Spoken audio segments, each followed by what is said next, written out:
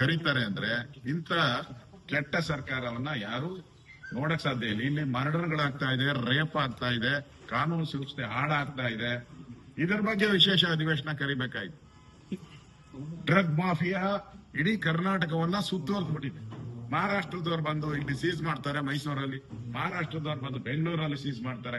ಹೇಳೋರು ಕೇಳೋರು ಇಲ್ಲ. ಇದಕ್ಕೆ ವಿಶೇಷ ಅಧಿವೇಶನ ಇರ್ಬೇಕು. ಯಾಕಂದ್ರೆ ಲಕ್ಷಾಂತರ ಜನ, ಸರ್ಕಾರದ ಸರ್ವೆ ಪ್ರಕಾರನೇ 7-8 ಲಕ್ಷ ಜನ ಯುವಕರು ಇದರಲ್ಲಿ ಡ್ರಗ್ ಮಾಫಿಯಾ, ಡ್ರಗ್ ಅಲ್ಲಿ ಸಿಕ್ಕಾಕೊಂಡ್ಬಿಟ್ಟಿದ್ದಾರೆ.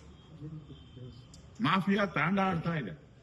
ಇದರ ಬಗ್ಗೆ ವಿಶೇಷ ಅಧಿವೇಶನ ಕರೆದು ನಮ್ಮ ರಾಜ್ಯದ ಯುವಕರನ್ನ ಉಳಿಸುವಂತದಕ್ಕೆ ಏನ್ ಮಾಡ್ಬೋದು ಅಂತ ಎಲ್ಲಾ ಪಕ್ಷಗಳನ್ನ ಕೇಳಬೇಕಾಯ್ತು. ಅದು ಬಿಟ್ಟು ಇವ್ರಿಗೆ ಕಮಿಷನ್ ದುಡ್ಡು ಬರ್ತಾ ಇಲ್ಲ, ಯಾವ್ದ್ರಲ್ಲಿ ನರೇಗಾ ದುಡ್ಡು ಬರ್ತಾ ಇಲ್ಲ ಅಂತ ಹೇಳಿ ಅದಕ್ಕೆ ಇದ್ ಮಾಡ್ತಾರೆ. ನಾವು ಕೊಡ್ತೀರಿ ಅಂಕಿಅಂಶ, ಅದನ್ನ ಕೇಳಿ ಅಂಕಿಅಂಶ.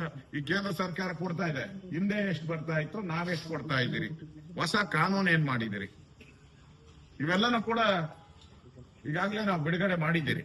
ಅದರಿಂದ ಈ ವಿಶೇಷ ಅಧಿವೇಶನ ಕರೆದ್ರೆ ಅದು ಕಾಂಗ್ರೆಸ್ ಅಧಿವೇಶನ ಆಗ್ತೈತೆ ಹೊರತು ಅದಕ್ಕ ಬಿಜೆಪಿದು ಏನು ಸಂಬಂಧ ಇರಲ್ಲ. ಬಿಜೆಪಿ ಜೆಡಿಎಸ್ ನಾವು ಹೋಗುದಿಲ್ಲ ಸರ್. ನೋಡೋಣ, ನಮ್ಮ ಪಾರ್ಟಿ ನಾವು ತೀರ್ಮಾನ ಮಾಡ್ತೀವಿ, ಹೋಗ್ಬೇಕೋ ಬೇಡ ಅನ್ನೋ ತೀರ್ಮಾನ ಮಾಡ್ತೀವಿ. Okay sir, thank you.